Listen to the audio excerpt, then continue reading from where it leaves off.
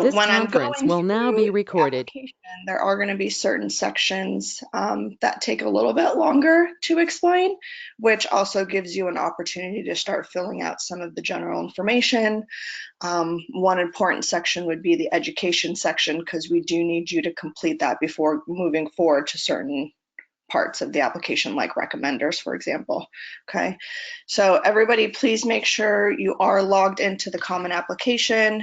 And then right now I am going to begin sharing my screen with you.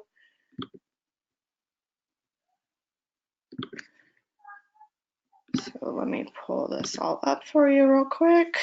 Okay, so I do have an account created as a first-time freshman. Okay, now when you log into your common application right now, most likely you're not going to have any colleges listed there unless you have already gone through and started adding them. This is what it looks like when you've simply just created an account and we're starting from the very beginning. Okay, so I will go line by line through each section. Now, to get started, for the general application itself, what we're going to do is go on to the Common App tab.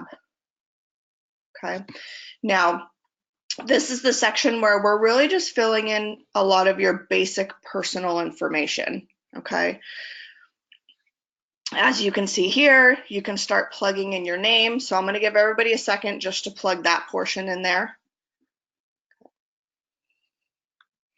Now, preferred name or nickname, this would be anything that you are using on school papers that would be different from your actual legal name. Okay, so keep that in mind. Some students do have a different name on their transcripts. So if you do have that, go ahead and put it on there as well. If you just simply have a nickname that students or friends call you by, you don't need to indicate that.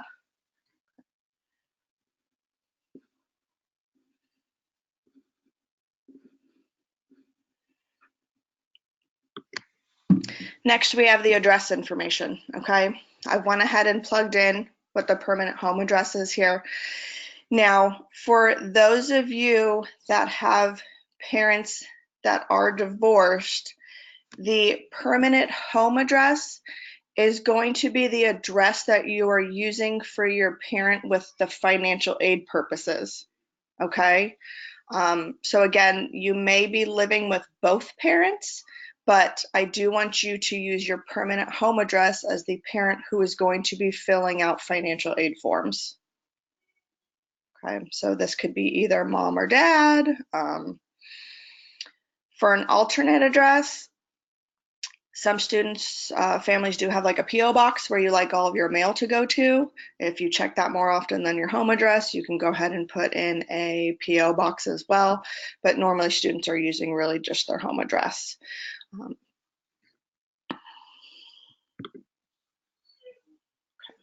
So general contact details, okay? This is where we're able to indicate just phone numbers. That way, if schools do want to communicate with you by phone, they can. There's going to be a section where they are going to ask you if you would allow them to text message you, okay? So when it comes to text messaging, I just want you guys to be prepared. The college's main mode of communication is going to be through email. Okay, they don't necessarily text everybody. It could be kind of a general reminder text message that's coming through, but anything that's really of importance for application processes, it's going to be going through your actual email address. So I've told you guys this multiple times, but emails, you should be checking them honestly a minimum of 3 times a week. Okay, the reason I say that is obviously we are sending out important reminders for you guys with regards to deadlines, but the college is actually going to contact you that way if they're missing anything that they need in order to consider your application complete. Okay, so let's say you submit your common application or UC or whatever it is, but you forget to send in your transcripts or you forget to send in official school reports. They're going to email you to let you know that those need to be sent, and they're also going to provide you with a specific deadline, okay? So if you are missing that email, you're not checking them, and you're not meeting the deadline that they're assigning to you, it is possible for them to just rescind your entire application and throw it away. So I cannot stress how important it is for you guys to be checking your emails constantly. Okay, so go ahead and put your phone number here. They do want it, but please don't just rely on the college text messaging you. Those are just some general reminders, but the more important application specific details would be listed in an email or on a portal that you're eventually going to create. Okay. So demographics here. Again, they just want to know some general information, religious preference, armed force status. Okay. Now, one of the questions I get from some students is, are you enrolled in a federally recognized tribe? Some of you are, okay. Now, they're using this more for scholarship purposes. Now, the one thing you have to remember is, somebody might have like 1/20th Cherokee in them. You actually have to have proof showing that you are enrolled in a specific tribe. You cannot just answer yes. So if you have paper proof showing that you are enrolled, then go ahead and say yes to this. Otherwise, you're going to go ahead and check off no.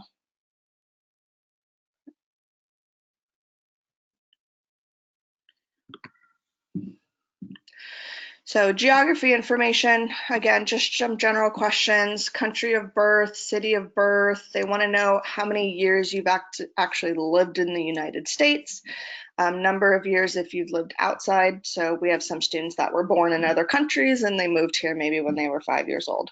So obviously you're just going to have to do the math there for how long you've lived outside of the US and then how long you have been here. It's pretty basic information in the profile section.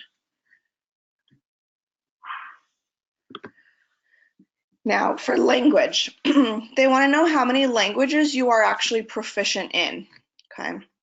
So for those of you where really it's just English, that's it, we're going to go ahead and indicate one, okay? I have a lot of students that are in AP Spanish or AP French, for example. You can go ahead and put that second language down if you do consider yourself to be proficient, okay? Now, when we're indicating English, obviously we're going to go ahead and indicate what the proficiency is. If it is your first language, you are technically speaking, reading, writing, and you speak it at home, okay? So first language, if you're doing all of these with proficiency, you should be checking off every single box. For second language, you don't necessarily have to be proficient in every single area that they have a box for, okay? So as an example, I put here Spanish. So for Spanish, a student can consider themselves being proficient in reading and writing. It's not necessarily their first language. They don't speak it at home, or they find that they're not able to speak it well as other, but with reading and writing, they are proficient, okay? So whatever is relevant to you, you can go ahead and check this off, okay? I do have students that are multilingual, so if that's the case, then we can go ahead and indicate 3 or 4 different languages. But if you can't write, you can't read, you can't speak, you should not be putting it down as you are proficient, okay? One reason for that is because the colleges will have you do language placement exams. So we obviously don't want to lie on your application itself. Okay. Now, citizenship. So here they just want you to indicate your citizenship status. Okay. I think most are going to be US citizens. Okay. And then they want you to go ahead and indicate your social security number. Okay. So the reason that you should be putting your social security number on the application is because they will link your application to the financial aid forms that are being submitted. Okay. I know it doesn't say that it's required to put your social security number in, but if you are applying for financial aid, you need to put it down here. Okay. They don't simply just connect it by name and date of birth. Obviously, they will look at that, but the first thing they do is social. Okay. So with your social security number, you always need to check to make sure that it is correct. So if you can get your social security card from your parents, that would be great. That way you have confirmation of what it is. Okay. The reason I'm telling you that you do need to put this is because, and make sure that it's correct. We had a student a few years ago mix up two numbers. Okay. So when we were going through the process and we filled out the financial aid forms for the family, we had the correct social security number, but he swapped two of them.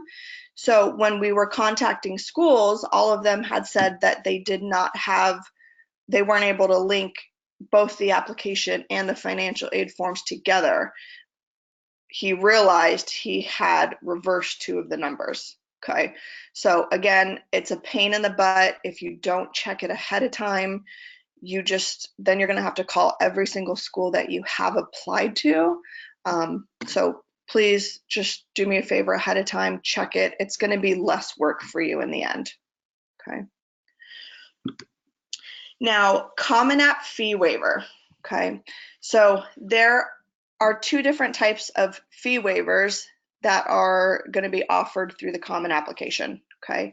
This particular waiver right here is just a general Common App waiver. It is not school specific. Okay. The reason I wanted to mention that is if you have received an email or a letter from a school in the mail indicating that you can apply to their school for free and they have provided you with an application fee waiver code, this is not where we are going to indicate that. Okay. So for the Common App fee waiver, what we're going to do is I'll show you as if we check off yes. Okay. These are the requirements in order for you to receive that application fee waiver. Okay. So you'll see here some of our students, you may take the SAT or the ACT without having to pay a fee. Okay. If that's the case, you would be eligible for a general Common App fee waiver. If you are enrolled in free or reduced price lunch at school, that is another. So if you want to go ahead and go through these different options here, then you're going to be able to mark off which one you would apply to. Okay. So the way that they verify the Common Application fee waiver is through the counselor at your high school. Okay. So in order to do that, if you were to check off yes, when your counselor is filling out information for you on their end of the application, they would indicate if yes, in fact, you do receive a fee waiver for testing or you are part of like the free or reduced price lunch program at school. Okay. So if those do not apply to you, then you would just go ahead and check off no, and I will show you another section where you would actually find the fee waiver for a school specific. Okay. So as you can see, the general profile information on here is very basic. Okay. It's just you're putting in a lot of your personal information. Okay. Next, we have family. Okay, this is where you're putting in some information about your parents. All right, so parents' marital status. Okay, you're going to see all the different options here. Again, if they are divorced, we are going to be indicating the parent whose financial aid forms we're using on your application, and we're going to say that's the primary parent that you're living with. Okay, so for now I'll leave it as married. Now, with whom do you make your permanent home? This is where I was talking about divorced parents, separated parents. We would indicate either parent 1 or parent 2. We don't technically want you saying that you live with both parents, okay? Again, just when we're filling out financial aid forms, we're only going to be using one parent for most schools. But Trevor would be able to go more in depth with your parents on that particular aspect of it. Okay. Do you have any children? They are asking you if you have any children. Okay. Now, for your parents' information, what they're going to be doing here is they are going to be asking, again, general information. They want to know where they were born, email address, their actual occupation, and then they do want to know what their education level is. Okay, so within the drop-down menu here, you're going to see that They have some grade, primary school, high school, graduated from high school, trade school, some college, or graduated from college, okay? Most students are going to be either that they have graduated from high school, or it's going to be you have graduated from college, okay? One thing that I do want to mention here is if your parents went to community college or they went to college but never technically finished and got their bachelor's degree, then you're going to want to indicate that your parent graduated from high school, okay? The reason for that and why they ask about education level is because there is more incentives for students that are first time, that's going to be their first time attending college. So first one in the family to actually go to a four-year college, there is more incentive for them there. Obviously, I don't want you to lie on your application if your parents went to an actual four-year school and got their bachelor's degree or master's, or they got their MD, then you need to indicate that here. But again, otherwise, if they did not get a bachelor's degree, we're going to go ahead and indicate graduated from high school.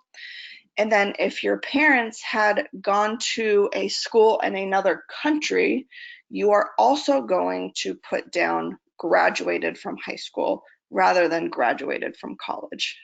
Okay. So if the education level is graduated from high school, we leave it at that. If you do indicate that they went to college and graduated, then they're going to ask you how many institutions that they attended and what schools they actually graduated from and the type of degree that they had earned and the year that they earned it. Okay, so just make sure you have your parents around when you're filling in that particular section because you will need to know what degree was earned in what year. Okay. They're going to ask the same thing for parent two. Okay. And then sibling information. Okay, so they want to know how many siblings you have, general information, name, age, relationship, and education level. Okay, so this is another thing. If you have an older sibling that had graduated from high school but didn't go to college, you would be a first generation college student. So again, it's more incentive there. Otherwise, you're just going to go ahead and indicate what the age is of your sibling and then put down their education level. So that does vary from grade to high school to community college or just a general four-year college. They do the same thing. They're going to want to ask what college they are attending or have attended, and then they're going to ask for their start date and end date. So you'll notice first two sections really aren't, that difficult here. It's just time consuming. So now education, okay? This is where you are listing your current or most recent high school, okay? The reason they say current or most recent is because we want to know which school you are actually graduating from, okay? There will be a section that if you have attended multiple high schools, we will indicate what those are. But for now, what I would like you all to do is go ahead and take a minute or two and pull up your school's information and plug it in here because we will need this section completed when we want to go to the recommenders area for the individual colleges. So I'm going to go ahead and give you guys a minute to do that.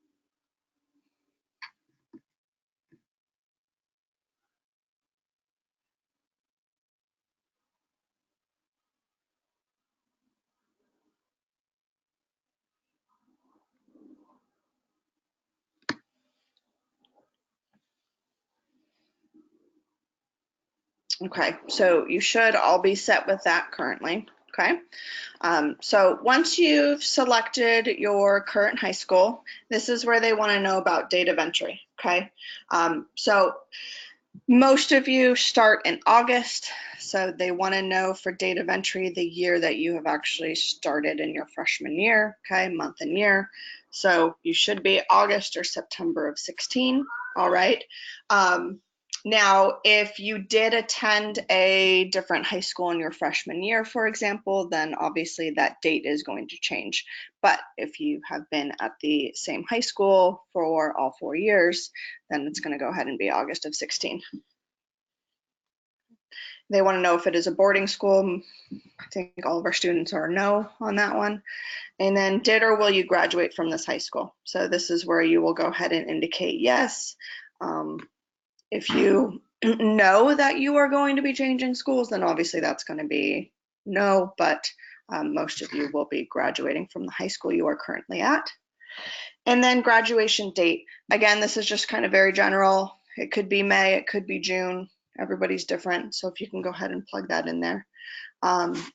Now, for here, this part, they want to know if there was any difference in like progression through high school.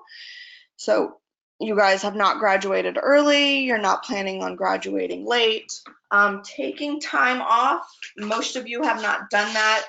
Or if you are thinking about taking a gap year, you don't want to necessarily say that right now, okay? That could be a decision that you make later on, but I would not indicate it currently, okay? And then, so most of you should specifically have no change in progression. Next comes to counselor's information, okay? I get a lot of questions on this. For counselor's information, you are putting your high school counselor here, okay? You are not putting myself or Trevor. The reason for that is they need your high school counselor's information because they are the ones that are going to be submitting all documentation for you, like your mid-year report, your transcripts.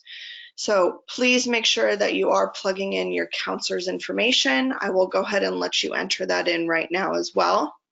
Okay. For counselor's job title, it can vary. They could just be a general guidance counselor.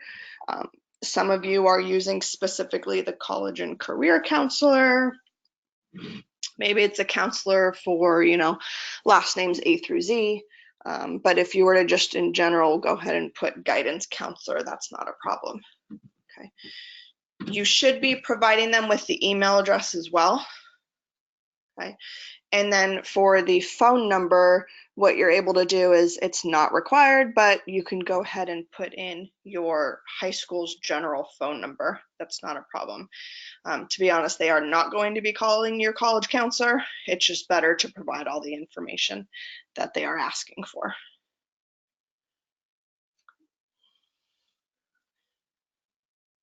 If you do not know your counselor's email address, you can either look that up on the website when you get a chance, or when you're back in school on Monday, you can go ahead and get that from your counselor. That would be fine. So I'm going to go ahead and continue forward. Now, this is where they're asking about other secondary or high schools, okay? So if you have attended another school before your current one, this is where we are going to go ahead and indicate how many, okay? Normally it's 0, but I will indicate 1 for now. You are going to be putting in your high school, okay? They want to know the specific dates. So again, if you had attended another high school just from your freshman year, that would have been August of 2016 to June of 2017 as an example, okay? One of the things that they are going to ask you as well is why you actually left that high school, okay? So some of it could simply be our family moved to a different town, so I had to leave school. That's perfectly fine. If it was something like you were attending a regular academic high school, but then wanted to move on to a high school that focuses specifically in like the visual and performing arts, then we can go ahead and indicate that as well, okay? don't have any students that have been expelled from school, but that could be a possible reason for having to leave your first high school. In general, it's usually because the family has moved to a different city. Okay, it doesn't have to be a long explanation. It's just very basic. This is why I left. And we will be able to review that for you to make sure that it's appropriate. Okay. Next, we have colleges and universities. Okay, so the question they're asking is, if you have ever taken college coursework at a college or university, indicate the number of colleges. Okay, a question I get a lot here is this is where I'm putting my AP courses? No, this is specifically college classes. Okay, so if you have attended Moorpark or Pierce or Ventura or Valley College, this is where you are going to indicate how many colleges that you actually attended. We're going to pull up the college's information, and then we're going to go ahead and put the dates that you had attended. Okay, so nowadays when it comes to attending an actual college, what they're going to do is there is credit that you get just directly from the college for purposes of college credit. And then there's also dual enrollment with a high school, which is becoming more common nowadays. Okay, so the dual enrollment with your high school is they have a partnership with one of the community colleges like Moorpark or Pierce as an example, and you are able to take classes through that particular college at that college. Okay, that would be considered dual enrollment. So you're getting high school credit and college credit. If you have simply gone to a college on your own and you just decided, hey, I want to go ahead and take a psychology course to get more experience, or maybe an engineering or an upper level math course, then that would be something that would be credit awarded directly by a college. Okay. The other option that they have here is summer program. Okay, so some of you have attended summer programs, whether they be something like NSLC or a summer leadership program, maybe a medical one at like Boston, for example. The only reason you would have to put that down here is if you actually received college credit. Okay, if it was just simply that you attended the program at a college but did not earn any type of credit at all, you do not need to indicate summer program. Okay, a lot of the programs are simply you're attending to get experience in a specific field. Some of them do say, hey, if you want to pay more, then we'll give you 2 units of college credit. If that was the case, then you can go ahead and indicate it was a summer program. Otherwise, leave it as it is. Some questions I get from the college one from date, from the to date.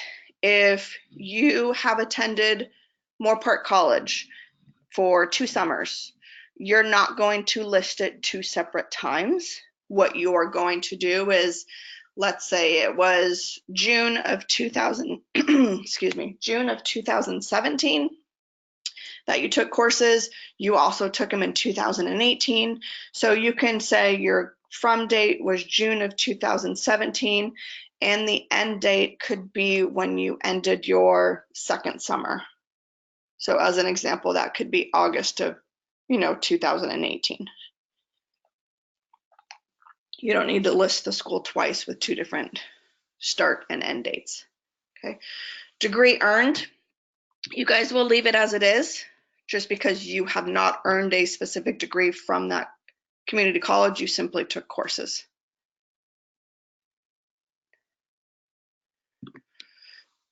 Now, grades. This is where a lot of students get confused, okay?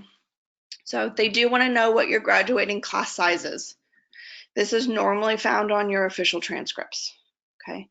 If you do not have them listed on your transcripts, you can go to your counselor and ask them how many people are in your senior class. Again, it is an approximate number. So if it's like 502, it's okay if it's just 500.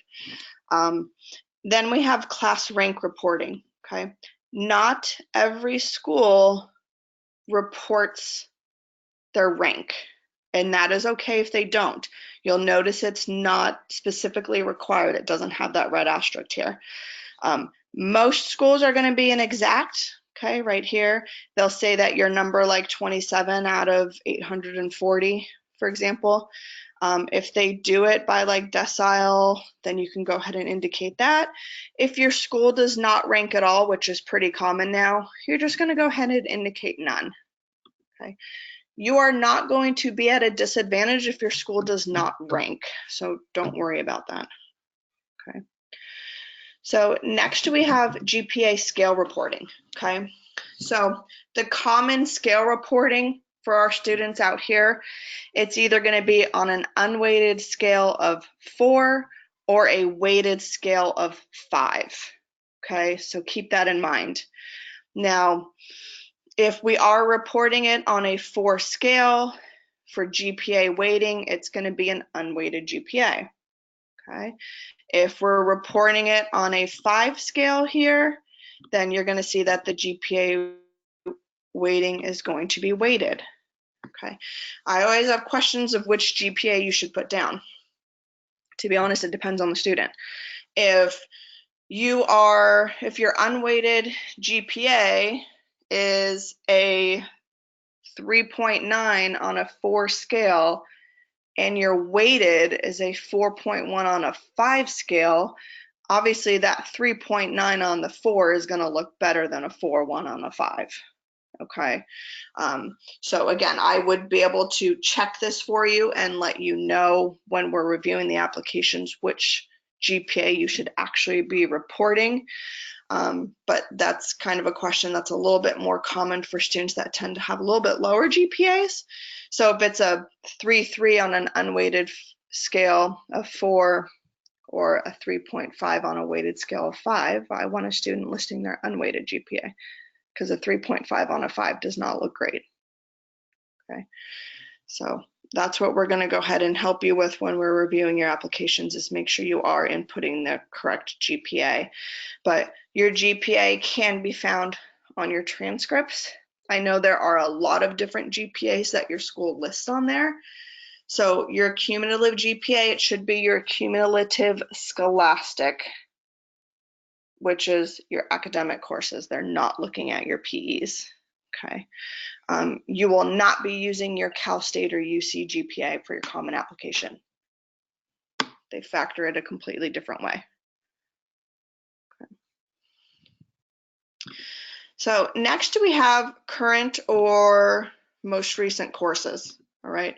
So what they want you to do here is you are listing all of the courses that you are currently enrolled in for senior year and any that you are planning to take. Okay. So typically most students are taking, I would say 4, 5, 6 courses in their senior year. Okay. I've just indicated 2 here as an example. All right. So once you indicate how many courses you're actually reporting, what you're going to go ahead and do is we're going to select the system that your school uses. Okay. I would say 95% of our students, you're on a semester system. So we're going to go ahead and indicate semester. What I mean by semester is you get a fall grade and you get a spring grade. Okay. We're going to go ahead and put down the course title. So as an example, I put AP Psychology here. And then for course 1 level, we're going to indicate if it's a regular course, an accelerated, advanced, AP, college prep. Okay. So most of the courses for you guys currently, it should either be regular, AP, college prep, which is your CP, okay, or honors and IB. Those are the main ones. You don't have to worry about high honors, intensive, regents, okay? So those would be the main ones. Make sure that you are referring to your like Aries program.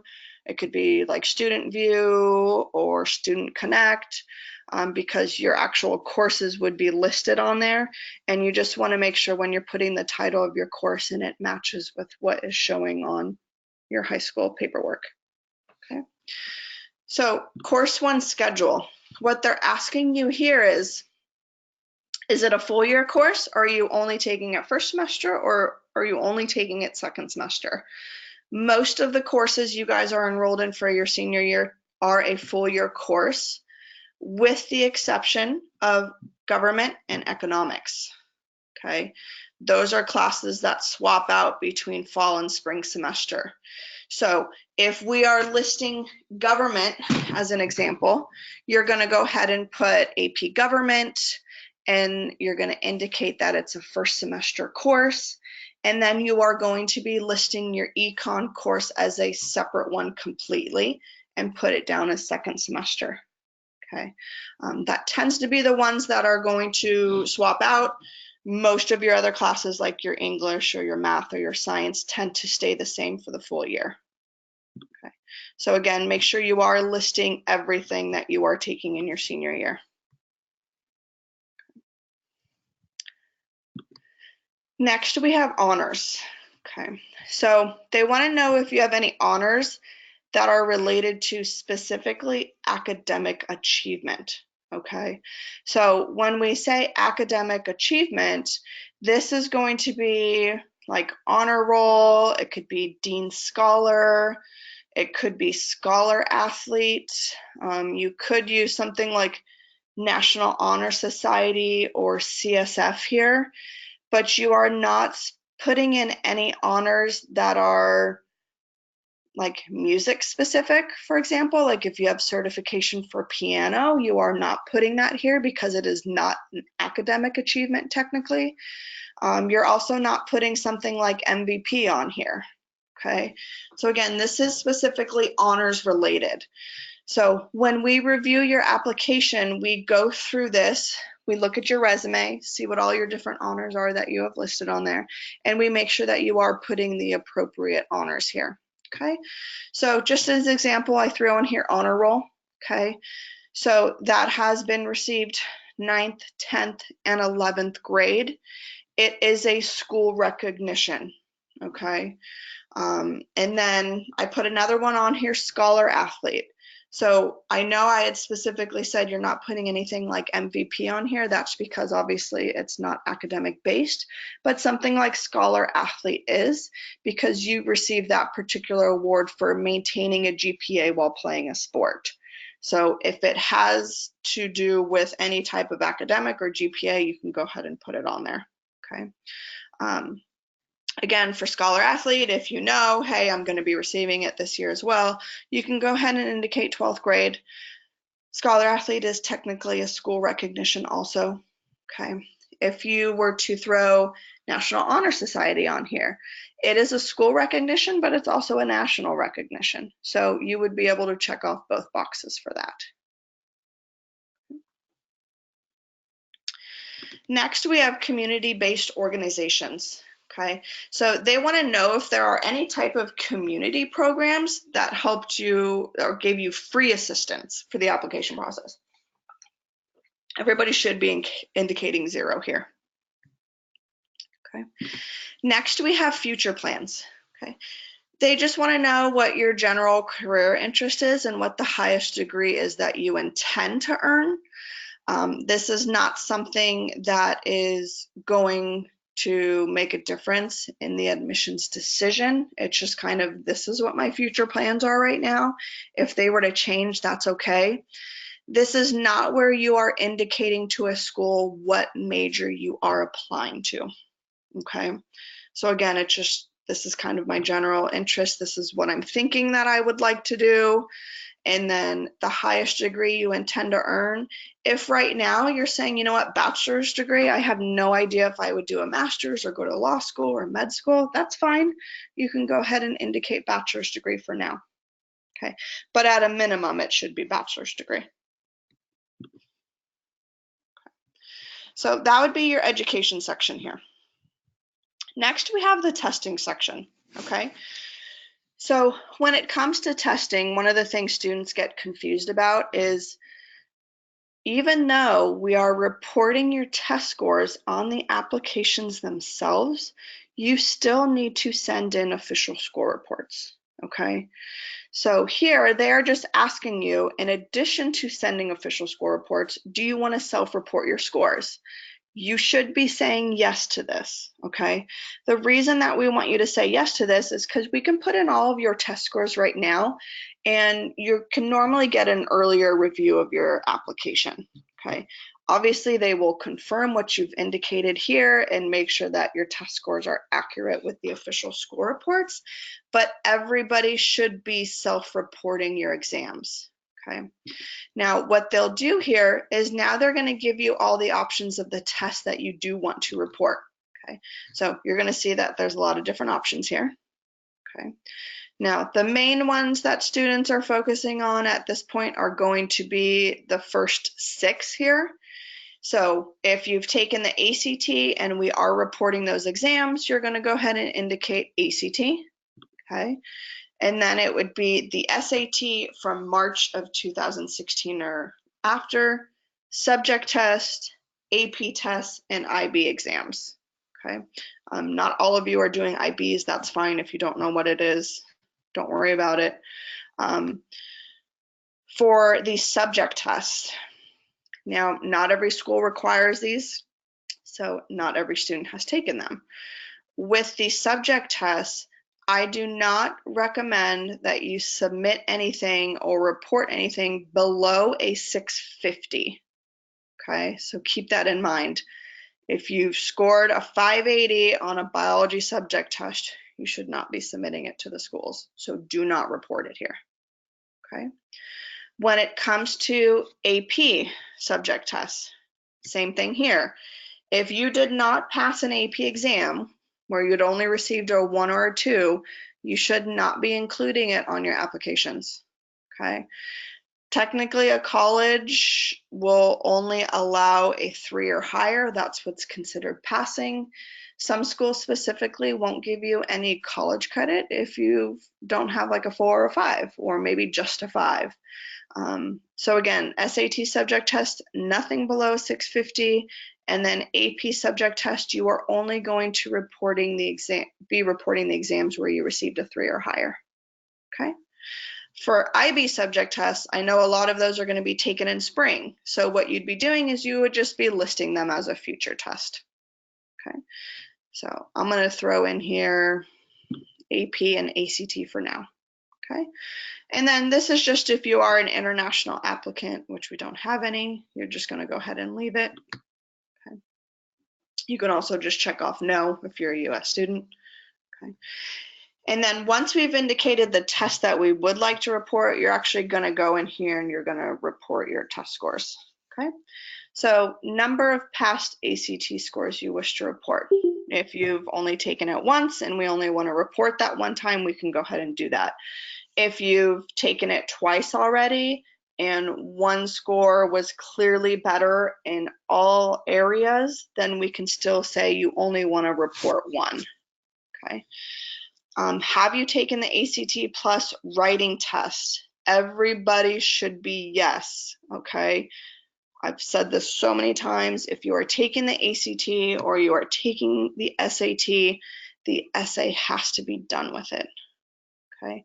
So if you are planning on taking a future test as well, make sure you are registered with the essay. I don't care that you've done it already. You should be doing it every time.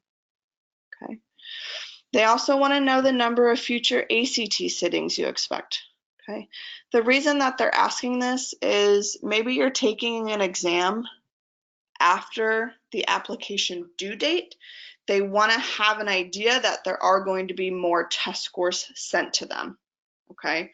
So what we're able to do is say, okay, I've already taken one. Here are my scores. I'm also planning on taking a future ACT. Okay. So this would, normally you're going to have a future ACT reported on here. If, let's say you're applying early action, like if you have a November 15th deadline, for example, for early action, but you are planning on taking the October 26th ACT, you need to tell them, I'm taking it again. My scores will be sent to you, but you may not have them back by the time you actually hit submit for your application. Okay. Obviously, if you've received all your tests back by the time you're applying, you should not have a future test reported here. Okay, so they're going to want to know what your future testing date is. And then this is where we're going to go ahead and indicate what your scores are. So the way the Common Application asks for your scores is they ask for the highest. Okay, so they want to know what your highest composite score is and the date that that score was received. Then they ask for your highest English, highest math, highest reading, highest science, and then highest writing score. Okay. The reason they ask for this is some schools are going to super score. So they will take your highest sections from multiple test dates. If you've only taken the ACT one time or the SAT one time, and obviously your highest scores are just from that one date, you would be putting down the same date for every single section here. Okay. So it's important that you guys have your test scores updated in your custom college plan account, okay, under the testing section there. So that way, when we are reviewing your applications, we can see all the test scores that you have received, and we can make sure you're putting in the appropriate information on your application. So if you have not updated your program yet, I know ACT scores just came out last week for the September. Please go on there and update that when you have a chance, okay, along with any SAT that are going to be coming up for you guys next week. Okay.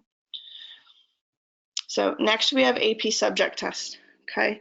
So again, what you are doing here is you are indicating any exams where you've received a 3 or higher, but you are also putting down any exams you plan to take in the spring. Okay. So a lot of you are taking AP courses in your senior year. If that's the case, let's say I took calculus back in May of 17, I received a score of a 4, I'm going to report that. And then let's say, okay, my next test is going to be in May of 20, and I'm going to be taking government, for example, okay, because that's when you would be taking your government exam, May of 20. For the score, you're just going to go ahead and clear that out, okay, because you obviously have not received it yet. Same thing for any other future exams that you plan to take. If you're currently enrolled in AP Psychology, then you're going to go ahead and indicate I'm taking psychology in May, but I have not received my score yet. Okay. This just gives the colleges ideas of what you are planning to take. I get a question a lot saying, I'm not sure if I'm going to take the AP exam for the classes I'm currently enrolled in. Should I report it? For now, yes, you should. If you decide you're not going to take it, that's okay. Just as a reminder for college admissions purposes, they are using the grade that you earned in your AP class for admissions purposes, but they are using the score you received on your exam for college credit purposes. Okay. So sometimes I have students that don't do well in the exam and they're worried that that's going to affect their admissions. We're just not even going to report that to the school. Okay, they're going to focus on the grade on your transcripts.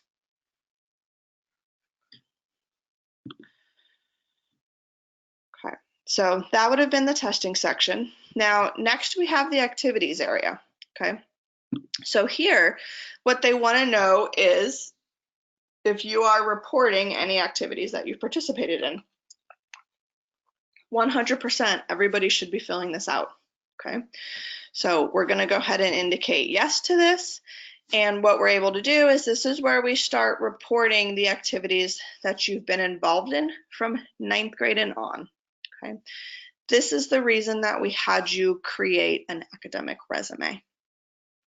All right, so for activity 1, they're gonna give you a drop-down menu, all the different types that you can select. Okay, for now, what I did is I just went ahead and indicated that it was athletics, so like JV or varsity. Okay, they want to know what the specific sport or team was. Okay, here I indicated soccer. And then you'll see here position, leadership description, and organization name. So as a leadership description, I just indicated varsity captain all 4 years.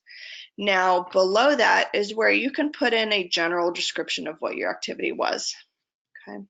So you'll notice it's very short. Maximum characters is it's 150. So it's not 150 words, it's just 150 characters. So you really have to just be like short and straight to the point right here. Okay. So again, you're going to be filling out the description here, but we are going to be reviewing everything to make sure that you do have the appropriate description. Sometimes we have you change things around. Sometimes students just simply don't put enough information in here as well. Okay. As an example, what I have here for you guys is our team was CIF champions all 4 years. And then, let's see. While playing, I earned Scholar Athlete each academic year, as well as MVP. So again, very straight to the point, specific description. Okay. Participation grade levels. So 9th grade and on, as I've indicated, they do not look at anything that was before 9th grade. If you are in Girl Scouts, for example, and you've been doing that since you were in 5th grade, we can indicate that in the actual description of the activity. That would be fine. It's just they don't obviously have boxes for you to check that off. So here we did indicate captain all 4 years. So we're indicating 9th grade, 10th grade, 11th, and 12th. Okay. For postgraduate, this obviously would not apply to playing on a high school team, because you're not going to play on a high school team postgraduate. But if there was a club team that you had played on, for example, or if we're indicating an activity like music or something, we can indicate postgraduate. If that's what you're going to be participating in, that would be fine. Okay. Next comes timing of participation. So if it is something that is specifically school related and you only do it during the school year, then we're going to go ahead and indicate school year. If you do an activity like summer camp counselor, then that would be something that is during the school break. If it's could be music related, anything, then you would go ahead and indicate all year, because most likely you are doing music all year long, especially if it's outside of school. Okay. And then the way they ask for your participation is how many hours did you spend doing that per week, and how many weeks did you do it per year? Okay. I know this can vary week to week depending on the activities that you've done. Okay. So sometimes it could be, well, for 4 months, I do about 10 hours a week. And then for another 4 months, I do about 20 hours per week. Okay, what we can do is just average that out and put down 15 hours per week. Okay, so you just want to be careful here and obviously not put more hours than what you actually do. There are times where I've reviewed these activities for students and I'm like, you're telling them that you're doing 100 hours per week between the activities that you do. Realistically, if you're going to school, you can't participate that many hours. So some students try to exaggerate and you're able to easily detect that on the application. But I also don't want you putting a lot less than what you've done. So realistically, you need to look through your resume and make note, about the amount of hours that you've participated in those. Okay. So on this particular section, you are allowed to list up to 10 activities. Okay. Some of you do not have 10, some of you have more than 10. So this is where we go through your resume and make sure you are putting in the appropriate activities. Okay. So if you're not sure, if you have more than 10 and you're not sure really which activities you should be listed on there, it is going to be the activities that are most relevant to you, most important to you. And I would also say the activities that you have participated in more consistently. Okay. There are times where I see a student put an activity in here where they did it one time in 9th grade for 5 hours. To me, that's not a very important activity. You should be doing something that shows a little bit more consistency in it if you have to choose between them. Okay.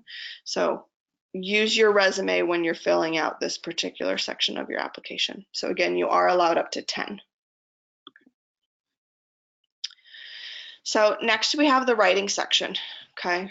Now, this is where you are going to be putting in the actual essay that you've been working on for us, okay? So right now you're going to see this section that I am highlighting. It says, here's the current list of colleges on your dashboard and whether they require the personal essay, okay? Right now you don't see that there are any colleges listed there. The reason for that is I have not added specific schools onto the common application yet, okay? So you will notice that some of your schools will say, absolutely, we require the essay, and then there's going to be some others that don't look at it, okay? So I will show you, we'll go back to that after we add a couple schools. Okay. Now, as you scroll down, you're going to see here, these are the 7 different prompts that we've had you guys write on where you are choosing one. Okay.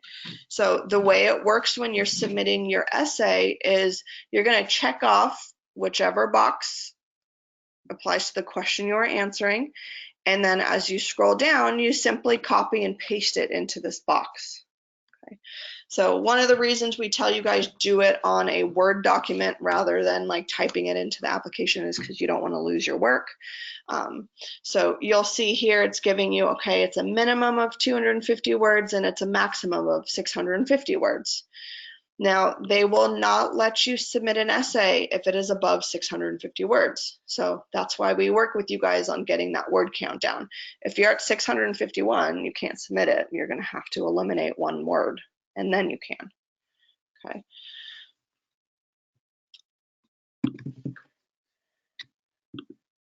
So as we continue from here, then we have disciplinary history. Okay. So they want to know if you have ever been suspended from school. Okay. I think everybody's going to be no on this one. And then we have additional information. Okay, so I've talked to a few of you guys about this. Not everyone has details or qualifications that you want to talk about. Some of you can. Okay, so right here, they give you 650 words to give them more information about yourself.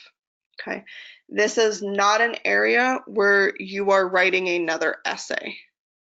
Okay, let's say there was a semester where in general you're a pretty good student, you get A's and B's, and then for one semester you had 2 C's and a D. This is your chance to explain to them why you received those particular grades. Okay. The other thing, if you have maybe a specific learning disability that was diagnosed late in high school, you can explain to them maybe what that learning disability was and how you are coping with it now and the improvement in your grades after being diagnosed and possibly on medication. Okay. So like I said, not everybody is going to have circumstances or qualifications that need to be input here. We also don't want it to be something that really hurts you, okay? We had a student last year who had suffered from a severe concussion while playing a sport, and one of the things that he was trying to explain to the schools is, I suffered from this concussion and I still suffer from it on a daily basis. I cannot concentrate, I can't do my homework. To me, if I am an admissions officer, I'm really taking my chance on a student that is telling me that they are still suffering from this, and there's the possibility of the student not being successful at my school and having to drop out. So the way that he was writing the special circumstances was very negative. I did not feel like he would be successful in college because he's saying, this happened a year ago, I'm still suffering from it on a daily basis. That's not what we want you to do here. So we will read over any special circumstances that you want to write and let you know whether or not it should be included on here. Okay. This is also an area where I have had some students want to talk about learning disabilities in their main essay, where we don't necessarily want that. So rather than it being the first thing that they read on your essay, you can provide just general information in the special additional information section. Do not feel like you have to fill this out, okay? Next, there's the courses and grades section, okay? Now, right now, again, I don't have any colleges listed on the common application. I'm going to show you how to do that now. So there are going to be some schools that require you to put in every class you've taken and every grade that you've received. Okay, so what you need to do here is have a copy of your transcript in front of you. Okay, so I'm going to come back to this, but what I'm going to do for now is show you how to actually add the schools onto your common application. So the tab that we've gone through just now, which is your general common application tab, okay, is going to be the application itself that transfers over to every single school you are applying to on the common application. Okay. In addition to what we've just filled out, you're going to have to do school-specific questions. Okay. They want to know, when are you applying to our school? What major are you applying to? And then they're also going to give you any extra essay questions that they may require. Okay, so we're going to move on to that part right now. So in order to add a school onto your common application, we're going to go ahead and go to college search. Okay. And then as an example, I'm just going to throw Chapman on here. Okay, so once you search for the school's name, you can go ahead and click the little plus sign right next to it. And now what we've done is we're going to add it onto our dashboard. So if I go back to the dashboard tab here, you're going to see that now the school's listed here. Okay. When you originally signed into the application, it was just kind of a welcome page. But anytime you add a new school, it's going to be listed on your dash. Okay. So quickly, I'm going to go back to the Common App tab. Okay. So now if I go to the writing section on here, you're going to see it's telling me that Chapman does require an essay be submitted. Okay. So again, this is going to vary depending on the schools. Like Arizona schools don't require the essay. Schools like Chapman, Loyola, Pepperdine, Duke, Northeastern, they're all going to require you to submit the essay. Okay. Now you will also notice under courses and grades that Chapman does require me to list all of the courses. Okay, so once you've had that on there, they're going to ask you, okay, I am able to obtain a copy of my transcripts, which you guys can get a copy from your counselor. You can pull it off of Aries, of your Student Connect account. Okay, and then my transcript shows grades for courses I've completed, which should be a yes. And then as we continue moving forward from here, what they're going to do is they're going to ask you to put in all of those courses. All right. So once we enter this in, they already have your school name listed there because we put it into the education section, all right? So we're going to indicate Thousand Oaks High School, and then they want to know what the school year was. So for you guys, your 9th grade is going to be 2016-17. Okay. Your grading scale should be A through F. I haven't seen any students where the grading scale is different. And then this is where we start typing in the subject, the name of the actual course, and the level. Okay, so I put this in as an example. So the subject you'll see here is English from the drop-down menu. And then you want to look at your transcript and actually put in what the course title is. So everything that you are entering in here should match what your transcript says. Okay. So it could be just regular English 9, it could be English 9AB, you could have if you're at a private school, usually it's a course like, you know, like authors and, you know, certain text. Course level, similar to what I had mentioned before, we're indicate if it's regular, an AP, a CP, honors, IB. Okay, we'll just leave it as regular for now. And then we have your semester 1 grade, your semester 2 grade. Okay, so if you are on a semester system, you're going to be putting in a grade for 1, a grade for 2. For final, you do not need to indicate anything, okay? That would be more if you were on like a trimester, all right? And then for credits, you are also going to be indicating the number of credits that you had earned per semester, okay? So here, when it comes to credits, every high school is different in the way that they list this. A full year course can be 10 credits for some school, which means it's 5 for each semester.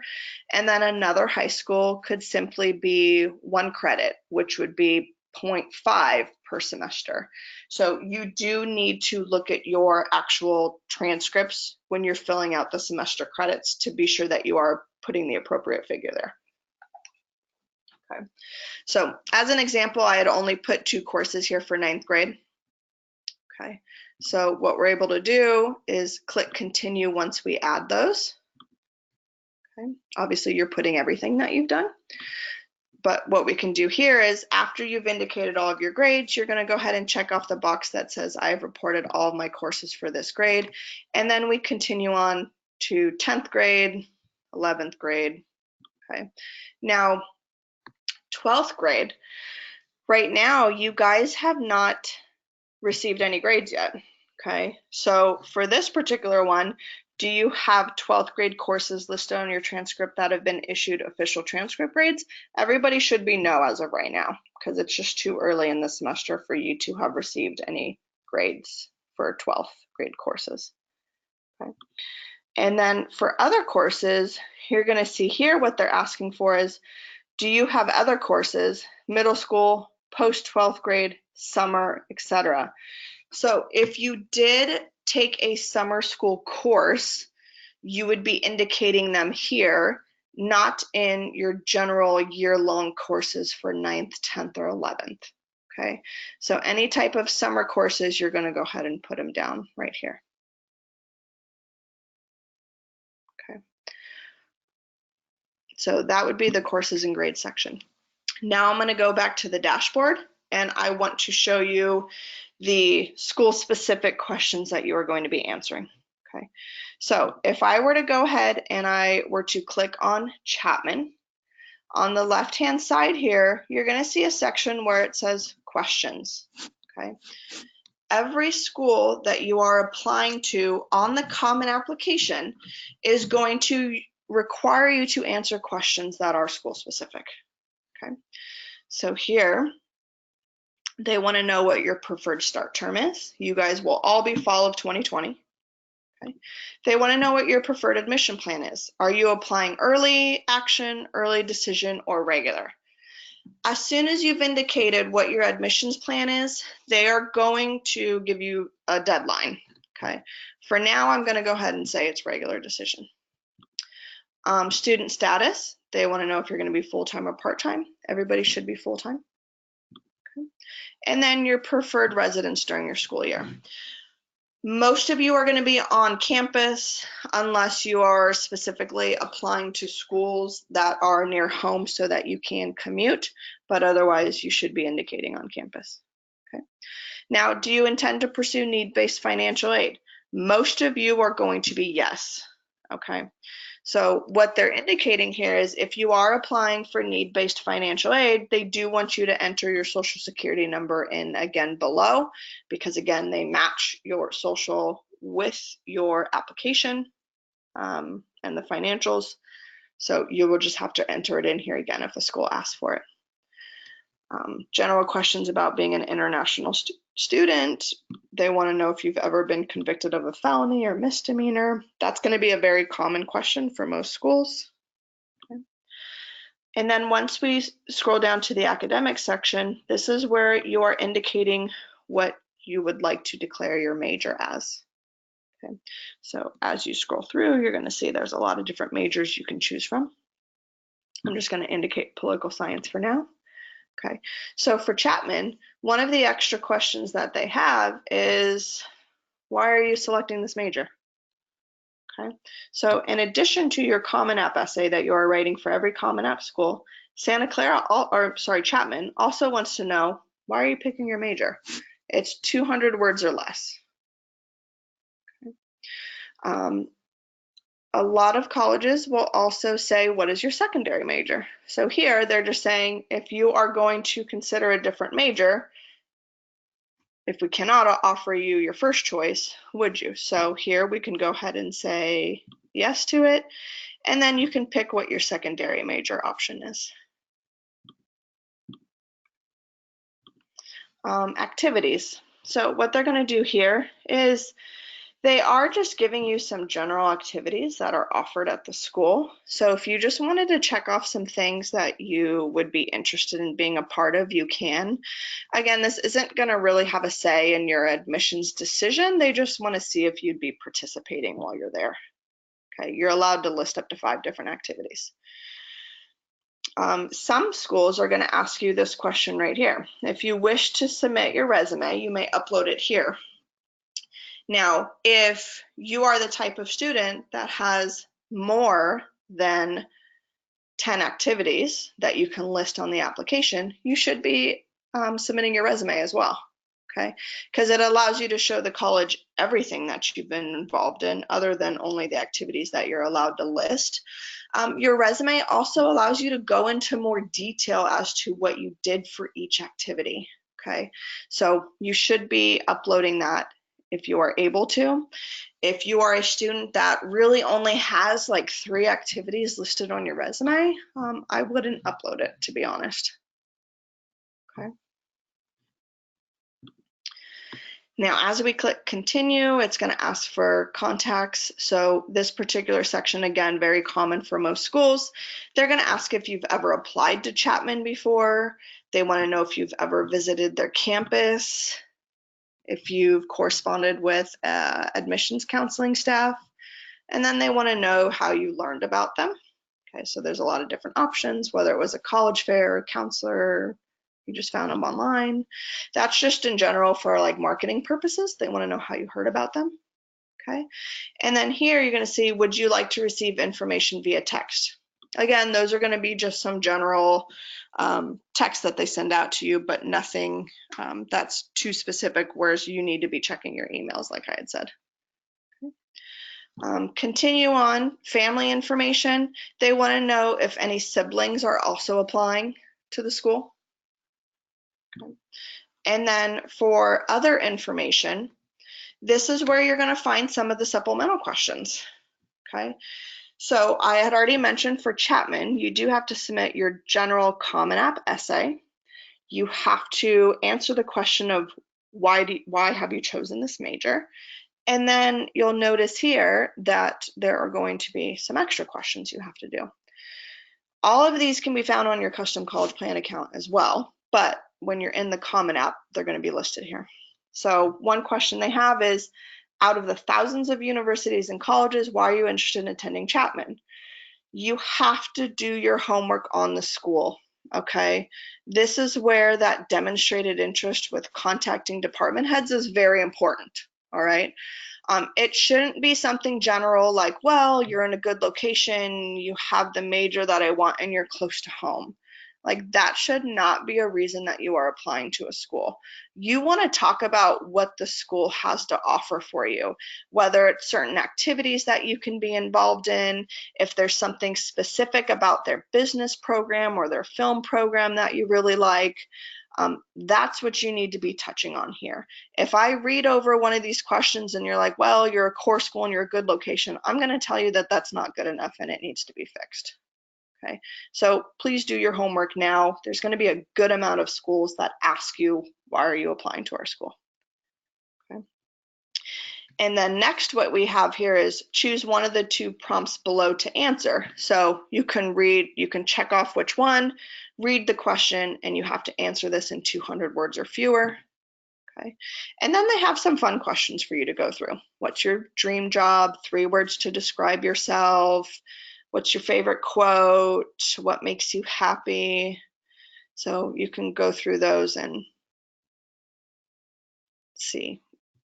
You can be fun with these, okay? You do not have to be serious. You're able to really show the college your personality by answering some of these questions. So again, questions is going to be specific to every college. And then next we have the recommenders and FERPA section. okay? So right here, when you guys log in, most likely you will not have your FERPA authorization completed yet. I have a check mark right now. Okay, so when I'm going through this, just to show you guys what it looks like, is what you're doing is for the FERPA, it is you are waiving your right to review any letters that are being sent on your behalf. Okay, so you do want to say, yes, I waive my right to review the documents. Okay, they don't want there to be, they don't want you to have any say in what's being written in the letters on your behalf. Okay, a lot of your teachers will not share the recommendation letters with you either. So just be prepared for that. When you are asking your teachers, which you should have all done already, they're not going to share the letter with you. Some will say, hey, read it over, let me know what you think. Great. But I would say 90% of the time, the teachers are not going to have you review it. So you would be going through with this FERPA authorization, and you are indicating, I waive my right to review all recommendations and supporting documents. You understand that it applies to all schools you're applying to. Your signature will just be your name, and then you go ahead and indicate, just mark off the date. Okay, so once you've checked that off, you are able to link your account to your Naviance program. So if you guys are using Naviance at school, you just need to make sure you talk to your counselors about that, because they're going to be going through exactly what you need to do for Naviance. Okay. So I've indicated here on a school that is part of the Naviance program. So you'll see below as I'm going through for counselors, for example, what they're doing here is they're indicating that the school is using Naviance for transcript, school reports, and teacher recommendations. Okay, so once your counselor has submitted documents on your behalf, there's going to be a little grid right here that shows you the form that they have submitted and the date that it was submitted also. So it's a way for you to keep track to make sure your counselor and your teachers have done everything that are needed. Okay.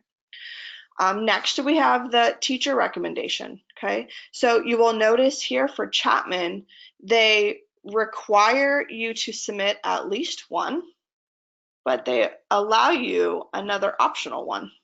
Okay, so I do tell students, if you have two teachers that you really think are going to write you good letters, you should be submitting both of them if they allow it. If you are like, you know what, I don't have a second teacher, I'm not really sure if they're going to write me one, but you only have the one required, that's okay. But for this particular school, like, you would not be able to submit three. It's required one, optional one, that's it. All right. Now those are your teacher recommendations. Down below, you're going to see that we have an other recommender. Okay, this is the personal recommender that I've talked to you guys about.